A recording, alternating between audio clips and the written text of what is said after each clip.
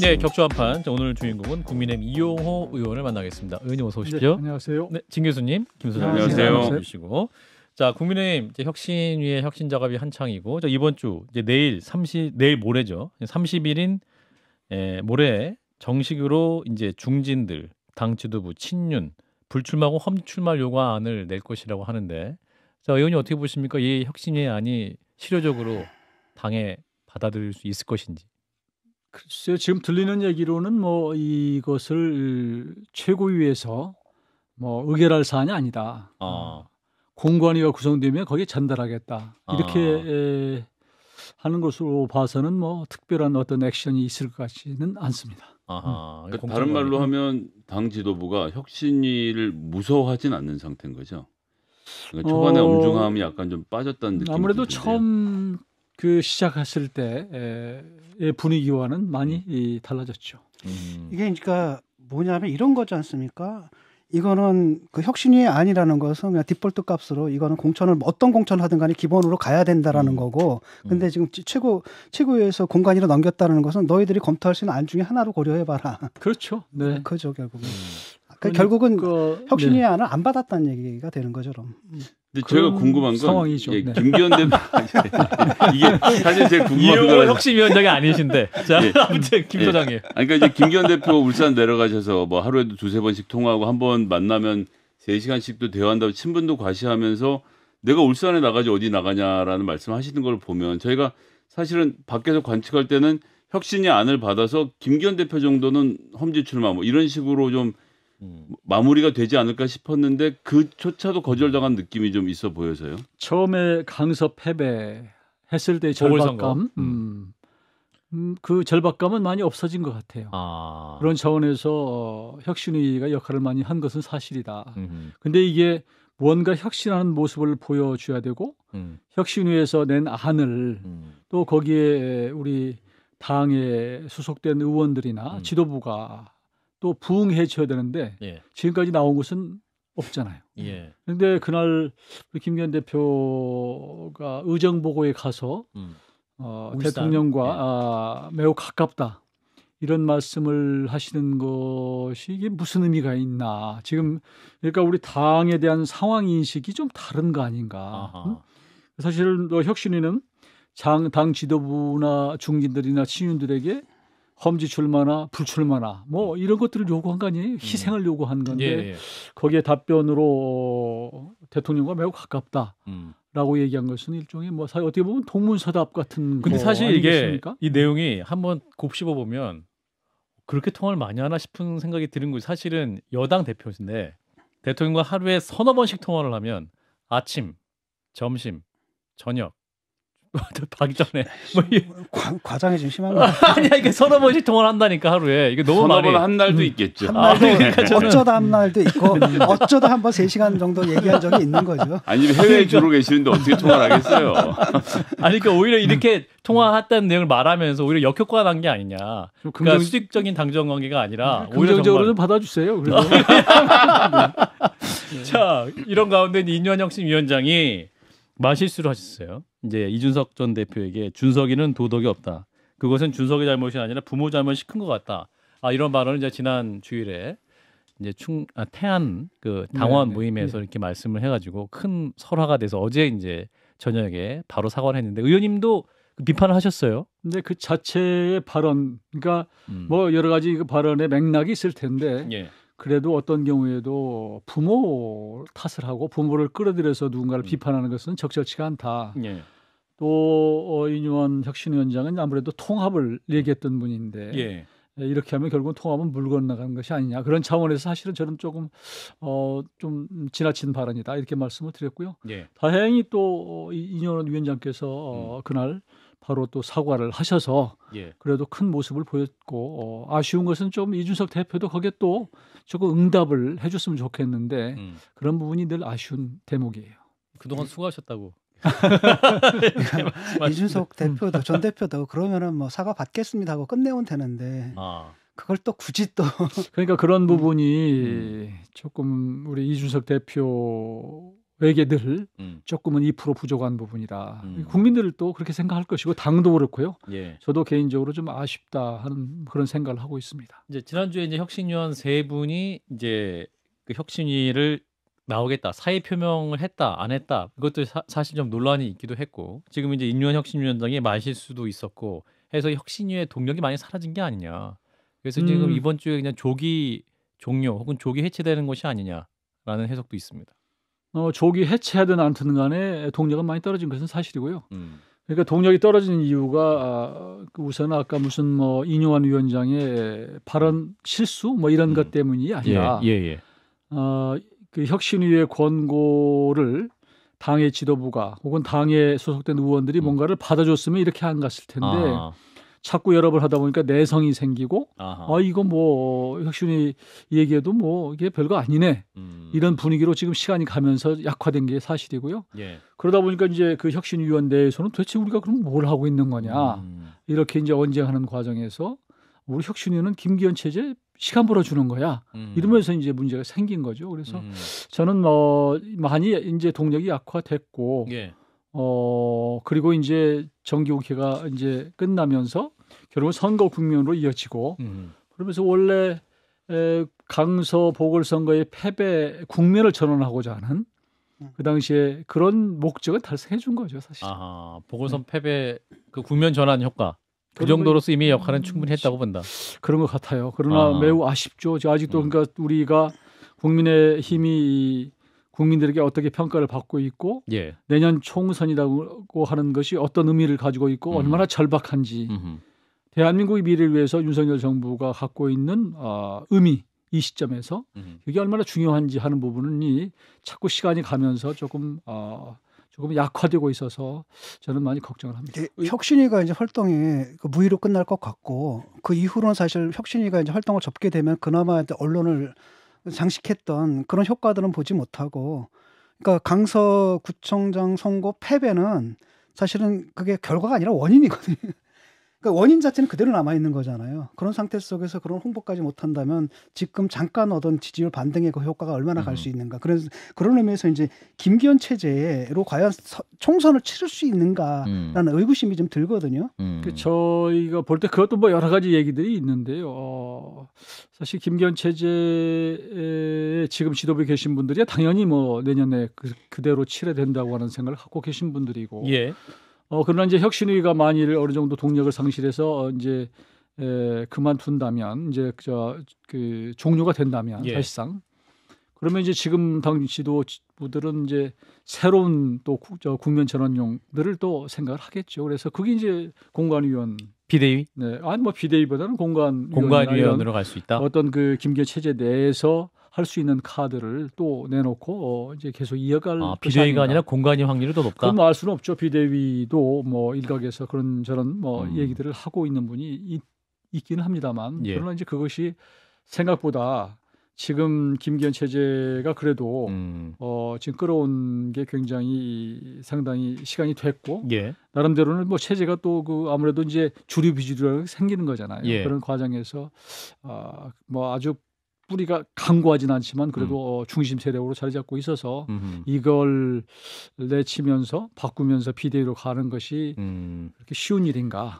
사실 이제 공천을 그러니까 정치 공학적으로도 그렇고 공천에서도 그렇고 실제로 소위 말하는 불출마라는 거는 불출마나 컷오프는 제 기억에는 아무리 빨라도 1월 말, 2월 초에나 돼야 그때 벌어진 이벤트라서 사실 당 입장에서 누굴 자르거나 뭘 불출마하려고 해도 혹은 험지를 나가려고 해도 11월에 얘기를 하면 2월에 가면 다 사람들이 잊어먹을 거다 이런 생각을 할 것 같거든요. 그러면 공관위가 그런 역할을 2월에 해낼 수 있을까요? 공관위야 이제 그때 당연히 뭐 컷오프 시키고 또 불출마 시키고 하겠죠. 그럼 뭐 컷오프 시키면 되는 것이니까요. 또 이제 심사에서 명단에서 배제시키면 되는 것이니까 그건 당연히 할 수 있는데 그때는 감동은 없죠. 감동은 없고 지금 우리가 처해 있는 당의 상황, 이 상황을 좀 선제적으로 국민들에게 변화된 모습을 보이는 그런 어떤 역동적인 모습, 또 감동적인 모습 이걸 못 보였다. 이게 굉장히 아쉬운 부분이고요. 예를 들면 누군가 희생하고자 한다면 먼저 희생하는 모습을 보여주는 게 정치인으로서도 사실 어떻게 보면 뭐 성공하는 것인데 뒤늦게 밀려서 가는 모습은 국민들에게 결코 어필하기 어렵다. 컷오프 얘기를 하셔서 당무감사 결과가 나왔습니다. 거기서 이제 204개 당협위원회 중 하위 46개, 22.5%에 대해서 총선에서 컷오프 공천 배제를 권고하면서 본격적으로 물갈이가 시작된 것이 아니냐라는 건데 또 이제 당에서는 이 지라시 내용 처벌하겠다, 강력하게 또 방침이 나오기도 했죠. 의원님은 혹시 그 관련 자료에 대해서 들으신 게 있으십니까? 뭐 저도 지라시를 봤죠. 지라시만 봤는데 예. 아니 당무 감사 결과는 뭐 전혀 일부러 보셨고. 노출이 안 되는 것이고요. 지라시만 봤다. 예. 그런데 이제 하여튼 그게 지라시가 저 진위를 떠나서 본인의 이름이 올라가 있는 분들은 굉장히 정말로 그게 말할 수 없는 처참함을 느끼죠. 상처를 받고. 아 그런가요? 그래서 이제 고발도 하고 뭐 그런 것 같은데 하여튼 그런 버전들이 앞으로 많이 생길 거예요. 그리고 당무 감사 결과가 지금 이제 나왔다고 발표가 이제 됐는데 결과는 발표 안 되고 예. 끝났다고 하는 것은 보고가 됐기 때문에 이건 이제 공관위에서 나중에 그걸 참고해서 컷오프 자료로 쓰는 거죠. 예, 그렇군요. 자, 이런 가운데 하태경 의원이 종로 출마 선언했습니다. 의원님 어떻게 보고 계십니까? 이제 종로 출마가 험지냐 아니냐 뭐 관련 논란도 있긴 합니다만. 그러니까요. 그 종로는 정치적으로 상징성 있는 예. 그런 지역인데 이제 하태경 의원이 그 공식 발표하기 전에 전화를 했어요. 저한테 해서 전화 많이 하셨네. 네, 여러 가지를 고민을 하고 상의를 했는데 종로로 그래요? 하기로 했다고. 첫 첫 느낌이 왜 하필은 종로인가 의원님 그런 느낌은 들었어요. 의원님 왜냐하면 생각하시기에 거기에 최재형 의원님이 계시고 최재형 의원 같은 경우는 보궐선거로 들어오신 분이거든요. 그래서 0.5선. 정치판의 유일한 그 미담이라고 그럴까? 그저 지켜지는 저 미풍양속이 예. 보궐선거로 들어온 경우에는 한 번 더 준다예요. 왜냐하면은 이제 제대로 임기를 못 그렇죠. 채우고 제대로 이제 평가를 못 받았기 때문에 한 번 더 주는 게 미풍양속이었는데 여야 모두 그렇죠. 대부분 그랬습니다. 미풍양속. 네, 그래서 이 미풍양속을 깨면서 왜 하필 거기냐. 그리고 저는 뭐 최재형 의원님 같은 경우는 또 사실 감사원장 하면서 굉장히 우리 뭐 지난번 대선 후보도 이제 한번 이렇게 본인이 출마 선언도 했고 했기 때문에 우리 당으로 봐서 굉장히 중요한 자원인데 그런 차원에서 사실 잘 포장하면 저는 어느 분 못지않게 정말로 평가받을 수 있는 분이거든요. 근데 이제 그런 차원에서 하필이면 또 우리 하태경 의원이 거기를 가나 그런 조금 아쉬운 점. 뭐 그 미풍양속 말씀하셨는데 의원님, 그 미풍양속이 만약에 당무 감사 결과가 하위권 컷오프 순위에 있어도 이 그 미풍양속이 지켜지는 겁니까? 왜냐하면 하태경 의원이 이제 출마 선언 발표한 시점이 당무 감사 결과가 나온 시점이기도 하고, 그래서 이제 하태경 의원이 최재형 의원의 컷오프를 미리 예상을 하고 또 출마 선언을 또 선제적으로 한 것이 아니냐 이런 해석도 있기 때문에. 근데 조금 전에 말씀드렸지만 임기를 다 채우지 않은 보궐선거로 들어오신 분이고, 그리고 최재형 의원이 결코 의정 활동이나 지역 활동에 소홀히 했다고 저는 생각지 않기 때문에 그런 차원에서 굳이 무슨 어떤 이게 컷오프 전제로 얘기한다는 건 적절치 않다고 보고요.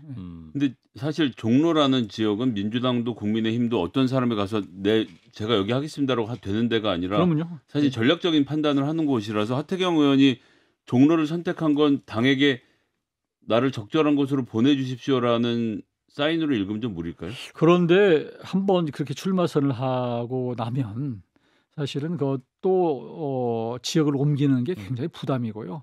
갈수록 이제 그 동력이 거기도 마찬가지로 신선감이 떨어지기 때문에 아무래도 지역 구민들에 대한 예의도 아니고 그래서 하태경 의원도 처음에 본인도 깊이 생각해서 하셨을 텐데 조금 그런저런 뒷말들이 있어서 좀 걱정이 됩니다. 근데 이제 하태경 의원도 서운함을 말씀하세요. 본인은 이제 영남에서 유일하게 이제 불출마 선언하고 부산 던지고 서울에 온 사람에 대해 익명으로 뒤통수 때리며 명백한 내부 총질이다 또 이렇게 말씀을 하거든요. 하태경 의원도 가만히 보면 불출마 선언 유일한 영남 중진 중에 유일하게 그래도 불출마 선언하고 이제 서울에서 도전하겠다고 했는데 그 부분에 대해서 또 이렇게 당 지도부라든지 뭐 이런 발언들이 호의적이지 않은 것에 대해서는 그래도 서운할 수도 있지 않을까요? 본인 입장에 봐서는 그럴 수가 있는데 얼마나 소통을 했는지는 모르겠고요. 또 당의 누구와 했는지는 모르겠는데 저는 뭐 하 의원을 이해를 하지만 예. 그러나 뭐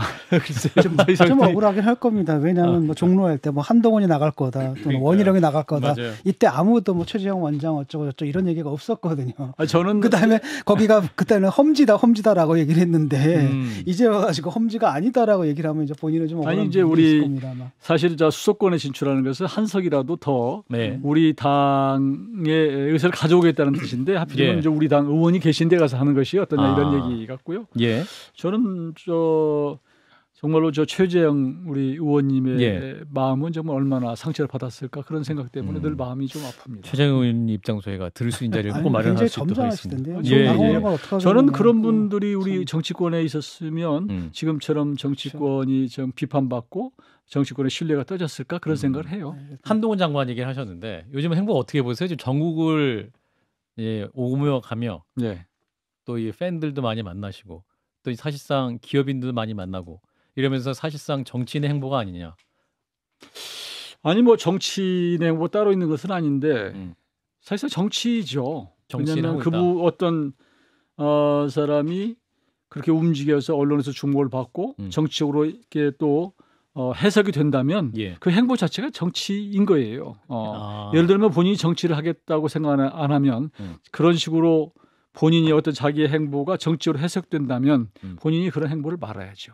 근데 그 자체를 즐기고 그 자체에 또 이게 자꾸 이게 계속 하는 것은 정치를 하는 거라고 보여질 거예요. 저는 그렇게 보는 게 맞다고 보고 우리 한 장관은 사실상 정치를 시작했구나. 사실상 그렇게 보는 게 시작했다. 맞다고 생각합니다. 그 자체가 국민의힘에게는 현재로서는 도움이 된다고 보시나요? 그래도 뉴스를 가져오는 것 자체는 나쁘지가 않죠. 우리 당으로 봐서. 왜냐하면 이제 그 뉴스가 어느 당이 많이 생산해 내느냐 이것도 정치거든요. 그래서 관심을 받고 주목을 받는 것 그 자체는 우리 당의 뭐 마이너스는 아니다. 근데 약간 뜸을 들이시는 거 보면 부정적인 측면도 그건 아니고요. 곤란하게 하려고 질문 드리는 거 아니고. 한동훈 예. 장관께서 우리 또 당의 주요 요직으로 오실지 모르는데 제가 왜 야당에서는 민주당에서는 국무위원이시지 않습니까? 예. 법무부 장관 자리에 있으면서 또 세금을 써가면서 사실상의 선거운동, 국민들을 합법의 테두리에서 또 이게 만나고 다니는 거에 대해서 이게 사실상 그냥 선언하고 내려와라 이것이 야권의 비판인데 사실상 그러니까 저 법무장관으로 있으면서 이렇게 사실상 선거운동을 하는 거 아니냐 이런 지적인 것 같은데요. 예. 제가 찾아보니까 한동훈 장관이 전 박범계 장관보다 많지가 않아요, 행보가. 박범계 장관은 1년 3개월 동안에 82차례 현장 방문을 했고 지역에 82차례. 근데 한동훈 장관은 1년 6개월 동안 21번밖에 안 갔어요. 야. 그래서 실제로는 4배, 4분의 1밖에 안 갔는데 언론이 언론 때문에 박범계 장관에게 아무 관심이 없었다 언론이. 그러니까 박범계 장관이 너무 자주 간 거야. 줄여서 갔어야 되고. 박범계 장관이 반성해야죠, 사실은. 이영호 의원님 오늘 준비를 많이 해오셨습니다. 예, 우리 박범계 장관과 한동훈 장관을 비교하시고. 자, 이런 가운데 이제 저희가 일부에서도 잠깐 다뤘는데 민주당에서 이제 그 김건희 여사의 명품 가방 수수 의혹 해명해라 뭐 이런 얘기 나오고 있습니다. 뭐 의원님도 관련 뉴스 잠깐 들으셨었는데 어떻게 판단하셨습니까? 내용을 제가 자세히는 모르겠는데 예. 하여튼 목사란 분이 무슨 선물을 하고 뭐 사진을 그렇죠. 찍었다는 거 아니에요. 저는 글쎄요. 그 경찰 함정 단속이라는 게 있잖아요. 막 이게 꾸며서 일부러 단속을 하고 함정 수사를 하고 목사란 분이 이렇게 그게 맞느냐? 왜 그랬을까? 이게 선한 의도를 가지고 가장해서 누군가를 곤경에 빠뜨린 것 아니냐라는 생각이 들어서 뭐 이게 정확한 실체적 진실은 모르겠는데 모양 자체의 일견 드러나는 것은 뭐 그렇게 썩 좋아 보이지는 않습니다. 네. 자, 마포갑 얘기하면서 좀 마무리하겠습니다. 서울 마포갑 지금 국민의힘 공천의 수도권 최대 격전지가 되는 것이 아니냐라는 생각이 드는 정도인데 왜냐하면 지금 이제 의원님도 일찌감치 이제 활동 선언을 하셨었는데 최승재 국민의힘 의원, 조정훈 의원, 또 신지호 전 의원까지 도전할 계획을 밝혀서 지금 이제 현역 의원 세 분을 포함해서 또 전 의원까지 이 서울 마포갑에 도전할 계획이다. 그래서 이게 서울 마포갑이 이렇게 국민의힘에게 좋은 장소였나라는 일각의 또 해석도 있고. 그래서 의원님은 이제 그 바라보시면서 어떤 생각이 드셨는지. 마포가 왜 그렇게 핫플레이스가 됐는지 그런 점은 있어요. 제가 어디 음식점 빈대 가면 손님들이 많이 들어오더라고요. 그래서 쉽게 교권은 있는 것 같은데 유독 그거 맞다? 네, 저는 글쎄요. 지금 여기에 입지를 하신 분들 한 분 한 분이 다 경쟁력이 있는 분들이에요. 예, 실제로. 그래서 이게 우리 당의 어떤 경쟁력을 보여주는 것은 좋은데 이런 인적 자원을 이렇게 낭비하는 게 맞느냐라는 생각도 들고 그래서 저는 좀 이렇게 당에서 교통정리하는 게 맞다라는 생각이 들고요. 예. 뭐 그중에서 한 분은 뭐 586을 잡겠다 그래서 우리 당으로 오셔서 막 계속 연일 말씀하시던데 조정은 의원 우리 다 그 마포갑에는 586이 없어요. 그래서 그 집으로 가는 게 맞지 않나, 당에서 좀 조정하는 게 맞지 않나 그런 생각을 합니다. 그래서 좀 정치라는 게 말과 행동이라는 게 맞아야 되는데 그래서 적재적소에 배치되는 게 맞다고 보고요. 예. 그런 차원에서 당에서 뭐 조정을 좀 하는 게 맞다. 그리고 이런 경합 지역에서는요 경선을 해서 뭔가 결론이 나면 후유증 때문에 많이 패배합니다. 그런 그렇군요. 부분도 좀 감안해서 당이 내부 정리해야 된다. 그 옆에 지역구는 그 정청래 의원 지역구잖아요. 글로 가든지 586을 잡으려면 글로 가야 되는 거 아닌가? 제가 10살만 젊으면 그리 가겠는데. 자, 그리고 짧게 이준석 대표에 대해서 당 의원총회에서 얘기해보자. 이게 당에 있어야 되는지 말아야 되는지 그 부분에 대해서 하태경 의원이 문제 제기도 했거든요. 그 부분은 의원이 어떻게 생각하세요? 하 의원님은 늘 이상적인 말씀을 많이 하시고 예.